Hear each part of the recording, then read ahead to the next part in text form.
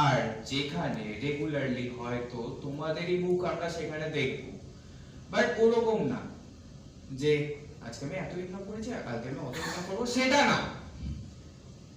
Serious talks related to affiliate marketing.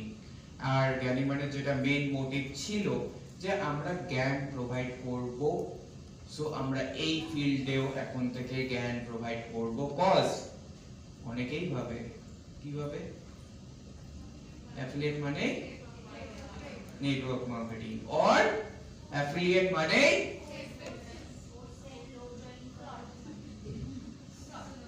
Fraud. So তাহলে আজকে আমাদের মোটামুটি একটা পার্ট শেষ হলো।